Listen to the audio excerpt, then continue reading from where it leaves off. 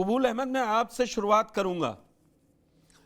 ये जो चिट्ठी है, मतलब साल भर पहले वाली बात मानी जाए तो उस समय सब गुड गुड था, तो न बाहर आ पाई निकल के, न कहीं से लीक हो पाई और चलता रहा। वो कहते हैं जैसे ही हार हुई तो धागे खुलने लगे। एक मुद्दा बंद नहीं होता, दूसरा मुद्दा खुल जाता है। किसी भी कैबिनेट मीटिंग में नहीं जा रहे थे, लखनऊ से दिल्ली रहे, मीटिंग छोड़ी, प्रदेश कार्य समिति आई तो दिखाई दिए, तो वहाँ संगठन, सरकार से बड़ा संगठन होता है और बता दिया कोई बैठा है, सब बैठे, सबके सामने कह रहा हूँ। अब ये चिट्ठी आ गई है तो बात जितनी बनती है उससे ज़्यादा बिगड़ जा रही है। आपका इस चिट्ठी पे टेक क्या है? देखिए, निश्चित तौर पे जिस तरह की बातें लगातार भारतीय जनता पार्टी से निकल के आ रही हैं, साफ संकेत है कि भारतीय जनता पार्टी के अंदर बहुत कुछ एक अंतर्विरोध साफ तौर पे है। और कोई ऐसा नहीं कि ये पहली बार है, 2017 से लगातार चला आ रहा है जो सियासी वर्चस्व की लड़ाई है, वो थी। लेकिन जैसा कि अभी अजय राय भी कह रहे थे, जब तक सब कुछ बेहतर था, सब कुछ वो दबी थी। लेकिन जैसे ही चुनाव नतीजे आए हैं और भारतीय जनता पार्टी के खिलाफ आए हैं, तमाम जो है अलग-अलग कोनों से मोर्चा खुल गया है। उसमें खास तौर से केशव प्रसाद मौर्य ने उन बातों को उठाया है जिन बातों को लेके अभी तक तमाम विपक्ष उठाता रहा है या चुनाव नतीजे आने के बाद से कई सहयोगी दल उठाते रहे। और वो ऐसी चीज उठा रहे हैं खास तौर से जिन चीज को लेके बीजेपी के सवाल में घिरना एक बड़ा वो है कि खास तौर से कि आप आरक्षण जो भर्तियां हो रही हैं संविदा पे, क्या उसमें आरक्षण का पालन किया जा रहा है या आरक्षण के नियमों के तहत हो रहा है या नहीं हो रहा है। निश्चित तौर पे विपक्ष लगातार कह रहा था कि उत्तर प्रदेश में जो तमाम सरकारी नौकरियां हैं, भर्तियां हो रही हैं, उसमें आरक्षण का पालन नहीं किया जा रहा है। जैसे कि आप देखेंगे कि बुंदेलखंड की एक यूनिवर्सिटी का मामला आया था, जहां एक ही जाति के तमाम लोगों को यूनिवर्सिटियों में भर्ती कर दिया गया था। जी। इसी तरह से गोरखपुर यूनिवर्सिटी का भी एक मामला आया था। तमाम जगह लगातार ये चीजें आ रही थी और जिसको लेके और केशव प्रसाद मौर्य का सवाल पूछना इसलिए भी लाज़मी है क्योंकि वो भारतीय जनता पार्टी के ओबीसी चेहरा हैं। वो 2017 में प्रदेश अध्यक्ष थे, उनके नेतृत्व में चुनाव लड़ा गया, ओबीसी की तमाम जातियां भारतीय जनता पार्टी के साथ जुड़ी। और जिस तरह से जो है अनुप्रिया पटेल हों या जो है संजय निषाद हों या केशव प्रसाद मौर्य, इनकी पूरी राजनीति तभी तक प्रासंगिक है जब जो है ओबीसी वोट के पार्टी के साथ जुड़ा रहे या ओबीसी की बीच में इनकी प्रासंगिकता बनी रहे। इस चुनाव में खासतौर से 2024 के चुनाव में जिस तरह से OBC voter Bharatiya Janata party से छिटक कर समाजवादी पार्टी के साथ गया है, खास तौर से गैर यादव ओबीसी, चाहे वो कुर्मी हो, चाहे वो मौर्य कुशवाहा शाक्त सैनी हो या निषाद समुदाय हो। तो अगर वो गया है और वो जाने की वजह से भारतीय जनता पार्टी उत्तर प्रदेश में अपने जीती हुई 29 सीटें हार जाती है, तो निश्चित तौर पे सवाल तो खड़ा होगा। और अब केशव प्रसाद मौर्य ने ये देखिए दूसरा जो केशव प्रसाद मौर्य ने जो दूसरा पत्र लिखा है, वो किस दिन लिखा है? 14 तारीख को उन्होंने लखनऊ के प्रदेश कार्य समिति की बैठक में एकदम साफ तौर पे मोर्चा खोला कि संगठन जो है सरकार से बड़ा होता है। दूसरे दिन 15 तारीख को ही चिट्ठी लिख देते हैं। 16 तारीख को दिल्ली आ जाते हैं। 16 तारीख को दिल्ली में आके जेपी नड्डा से मुलाकात करते हैं। फिर वापस जाते हैं 24 घंटे के अंदर बाद, वहां जाके लगातार जो है फिर जाके बयान दे देते हैं। फिर लगातार वो भाजपा के नेताओं के साथ, सहयोगी दलों के नेताओं के साथ मुलाकात कर रहे हैं, लेकिन कैबिनेट से दूरी बनाए हुए हैं। तो दरअसल अब केशव मौर्य ने जिस तरह से फ्रंट फुट पे खास तौर से ऐसे समय में खोला है जब बीजेपी उत्तर प्रदेश की सियासत में हार का सामना कर रही है, एक दूसरी तरफ है कि ओबीसी वोट छिड़क चुके हैं। ऐसे में ओबीसी के मुखर आवाज बनने की कोशिश कर रहे हैं और ऐसे समय कर रहे हैं जब सदन चलने में, और ये चिट्ठी तब सार्वजनिक होती है जब विधानसभा सत्र शुरू होने में महज 1 सप्ताह का समय बचा हुआ है। अगले सप्ताह जब सदन चलेगी तो तब तक विपक्ष तो जिस हंगामा हो चीजों को चुका उठा रहा होगा। था, हाँ, जब अगले सोमवार हम लोग यही बात कर रहे हूं कि केशव ने क्या क्या पूछ दिया। मैं जाता हूं हाँ, डॉक्टर सुनील कौशिक जी के पास।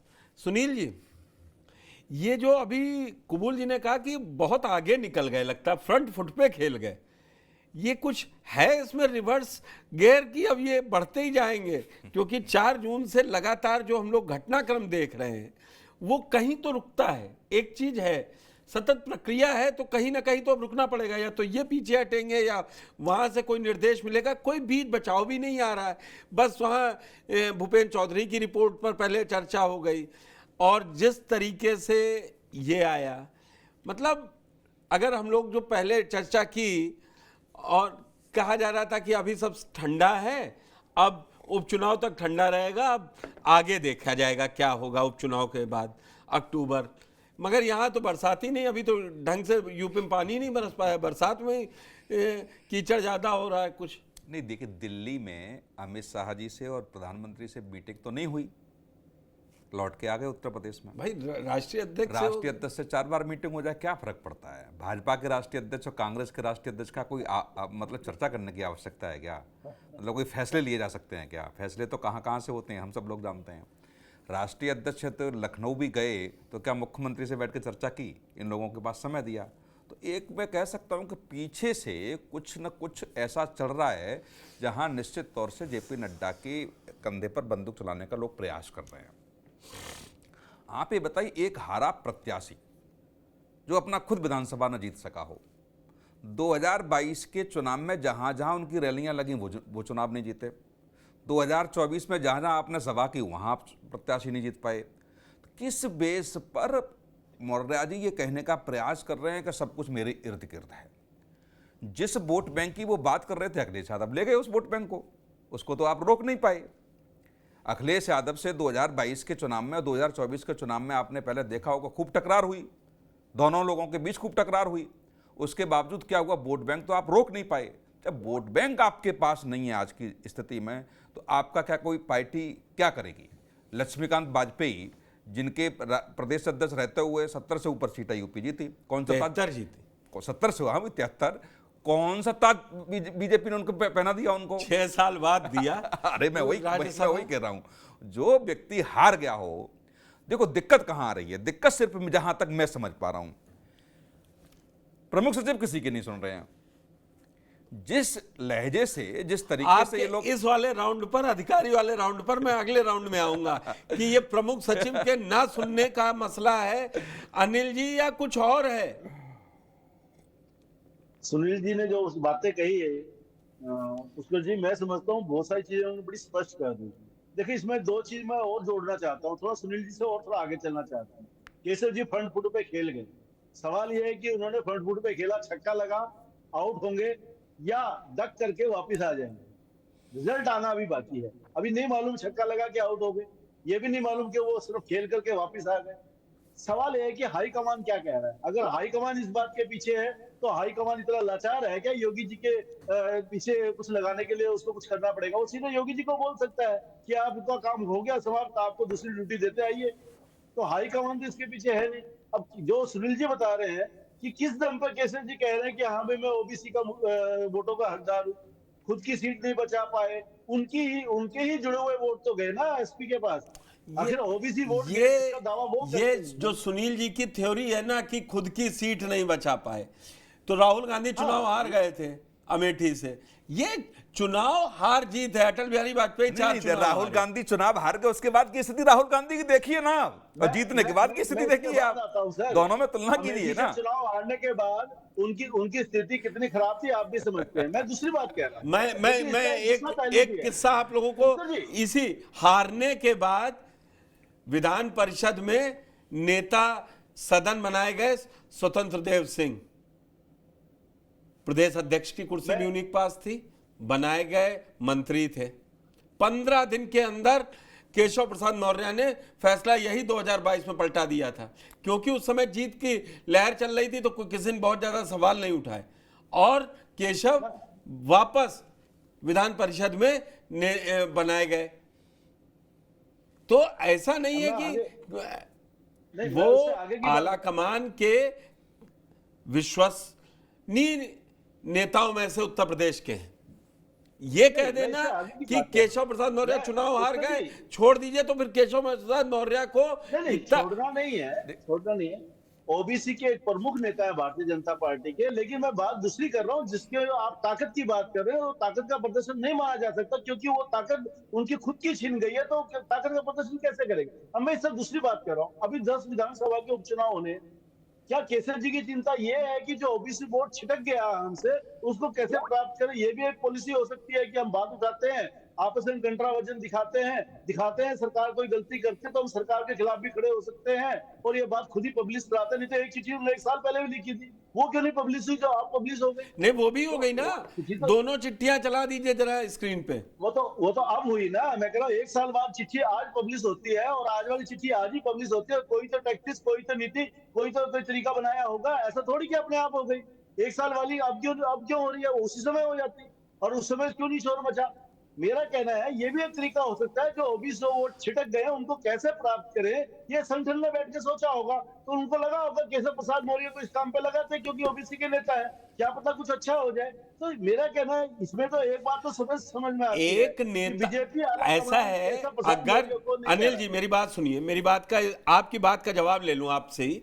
आपने कहा कि संगठन को लगा होगा कि जो ओबीसी छिटक गया तो सीधे सीएम योगी के विभाग पर अटैक करवा दो और वो नहीं, वापस आ सीएम योगी के जाएगा। विभाग को अटैक नहीं, नहीं, सीएम योगी के विभाग पे अटैक की बात नहीं है। बात उठानी है आपको कुबूल ओबीसी जी, के लिए, एक मिनट, बात उठानी कुबूल है जी, अपने ये एससी के जो लिए। संविदा की भर्तियां हैं, आउटसोर्सिंग है, ये अल्टीमेट किस मंत्रालय के अंतर्गत आती हैं?